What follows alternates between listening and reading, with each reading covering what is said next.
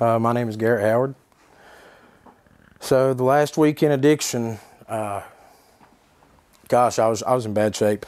I was in Bristol City. I was living there, and strung slap out. You know, broke, and no job, and just all over the place. Walking to the drink machine, getting drinks because I didn't have the money. I'd just scrounge up enough to get a pop or something. Basically starving to death, and high as damn it all at the same time. When you say strung out and high as damn it, you mean like what particular? So I like the meth, you know, and it seems to change my mind. Like I know these choices that I should make and these things that I should do, and it just completely erases any good raising that I've ever been taught. So like the last week, I was on the verge of suicide. I'd considered shooting myself, and every time I think of it, it would make me cringe. Like, have you ever woke up from a real bad dream just so abruptly, and it scares the damn it out of you? Well, that's what the thought of shooting myself does. And so I'd contemplated a few things, and I decided that I'd probably hang myself. And I had warrants for not showing up to probation, or I can't remember now because it all gets mixed up in time. But I had warrants, I'm pretty sure, and I was out walking around, and I checked my mailbox on my house, right? And it was like 4 in the morning, and the neighbors called the law. Because mail's running all the time. Then. Yeah. And the neighbors called the law thinking somebody was trying to steal my mail. They didn't know it was me. Or they may have, because my neighbors, I scared them to death. And the cops show up, and I'm in the house, doors wide open, lights on, you know, just they knew. Going, yeah, like there was, and it was like a rescue. It's no bullshit. And I'm real funny when it comes to things like that, but I was for certain probably not going to make it another 24 hours of the shape that I was in. And I was like, damn, good to see you fellers.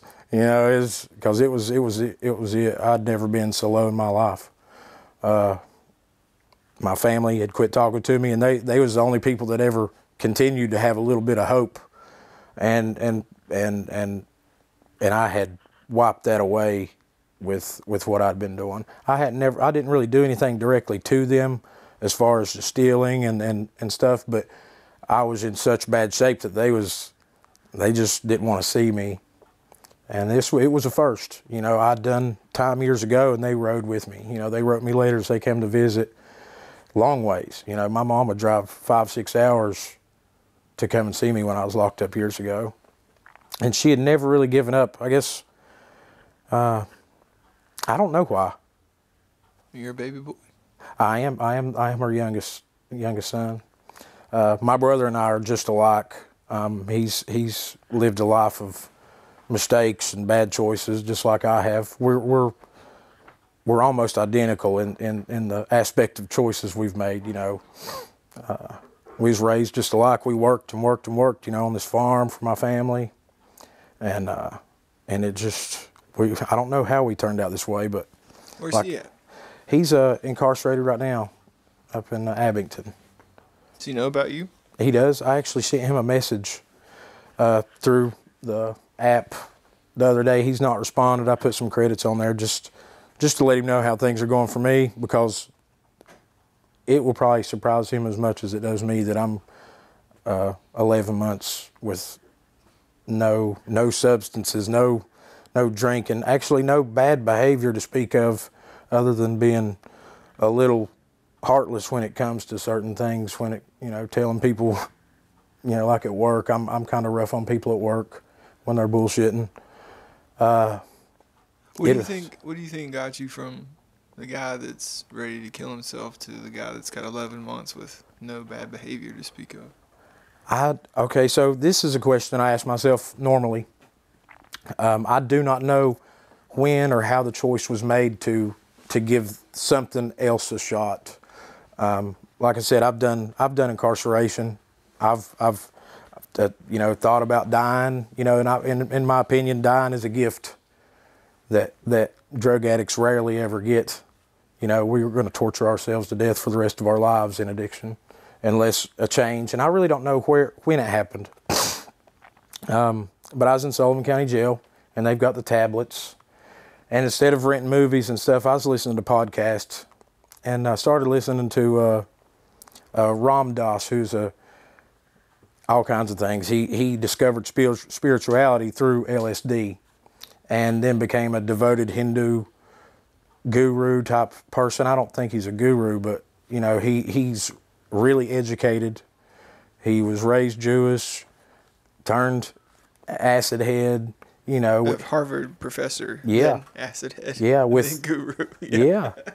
You know, he was a lot of things, and I related to some of the styles of talking that he had to say. You know, Anything particular stick out to you in this moment? Not on the spot. A lot of stuff did, though. Like, I still listen to his podcast here and now. I listen to it at work almost every day. This oneness, and, you know, I feel like the energy that we have is just constant, you know. And the bad energy that we put out, we do reap what we sow. You know, we get what we put in. And obviously so, because, I mean, I've invested in this recovery completely. It ain't that I don't really know how to explain it. And like you asked me how or when or what did I do, I don't know when it started. I know I was, like I said, in Sullivan County Jail listening to these strange podcasts that not anybody would understand if I tried to explain them, but I felt a connection to it. It's what actually started this part. I was released from Sullivan County to go to Johnson County, and they had gotten the tablets right before or after I'd gotten there, so I got to continue learning how to meditate. That was the biggest thing, because I couldn't. Well, let me go back. So we get to Johnson County, and I get to continue these podcasts. And I don't know about you, but I've read a lot. You know, incarceration, my family would send me books. Like I said, they rode with me like crazy. You know, they was great, and they would send me books. So when I read, sometimes I wouldn't remember what I read as soon as I'd read it. You know, I would just systematically read the words in my mind. So I had a hard time retaining what I was hearing, especially just listening to it through podcasts. So I would rewind them. I'd listen to them over and over and over, hundreds of podcasts, hours and hours and hours and hours. And so I'm doing this thing up in Johnson County Jail, listening to these podcasts, trying to figure out what it is that I'm doing. Because, like I said, I don't care to go to jail. The worst actually part of going to jail is getting arrested. That shock of, more than likely I'm going to lose all my shit, you know. More than likely my family's going to, you know, not speak to me for a little while. You know, I've been through this off and on since I was 17. And so the worst part is just getting arrested. The initial phase. The shock. You know, it's like, damn. You know, but this particular time was a little bit different. You know, I was going to die had I not been arrested. For certain. So I went to jail with a little bit different of attitude, because I didn't have, nobody was messing with me. My mom, she had enough. You know, I had finally run her off. And my sister, damn, she done told me, you know, a few times that just, you know, I wasn't nothing to her. So I go to jail and I start listening to these things, and I start giving some thought to. So I didn't have a God problem so much as I was raised in Christianity, and due to all the drugs and stuff, I'd kind of confused myself with what I believed.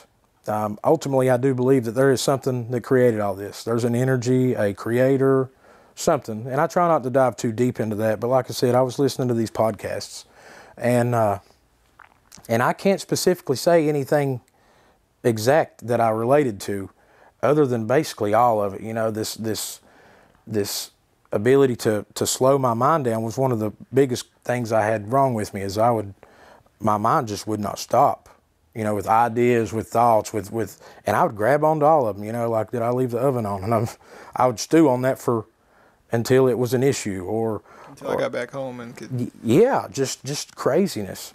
So I'm in Johnson County Jail listening to these podcasts. I'm practicing being calm and thinking things through and really given some thought of what it is that I needed to do. And Frontier Health comes up to Johnson County, you know, here and there. And I go to the classes. I can't remember what the class was, even if it was a class. I'm not sure.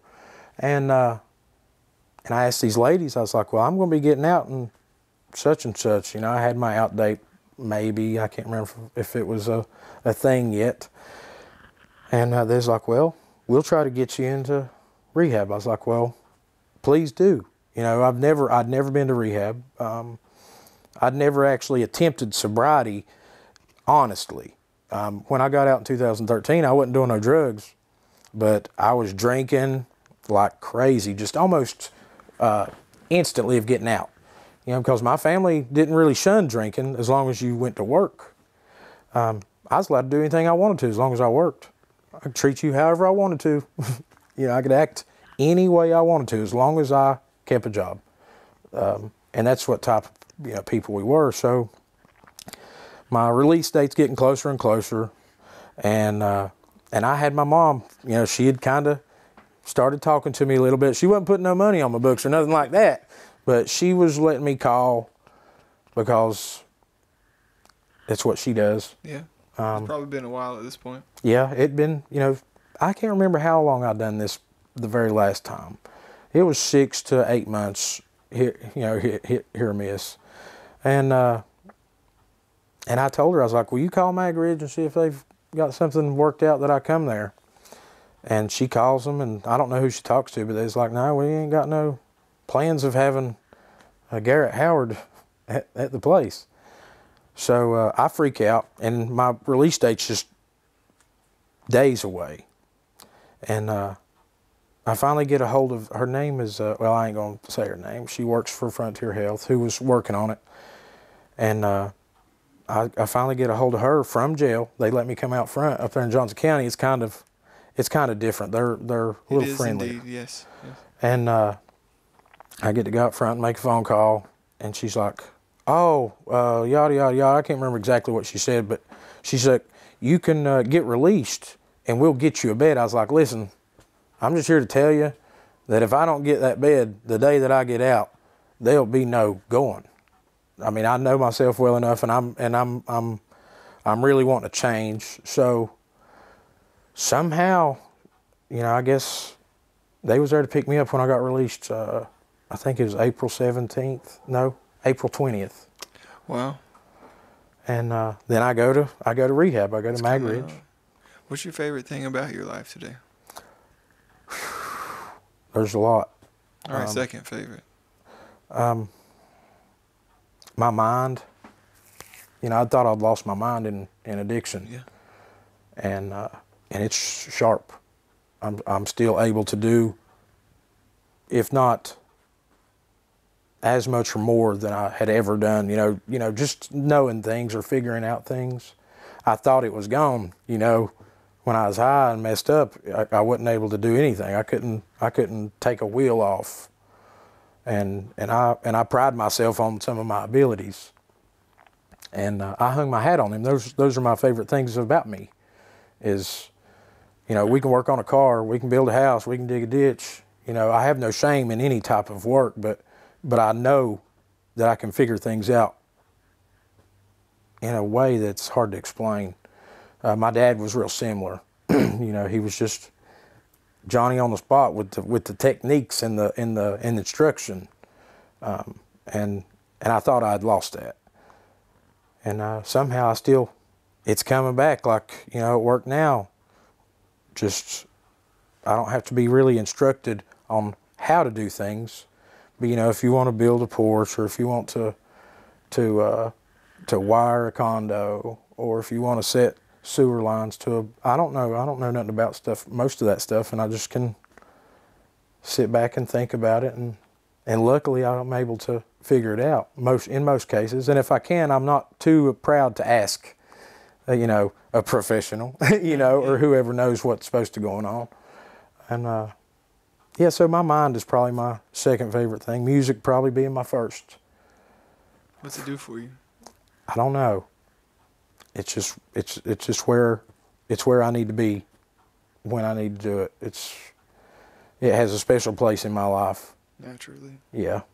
You know, I played music with my dad and grandpa since I was 7. They had a bluegrass band, and it's an experience. So that's actually probably my time traveling device in some way, shape, or form.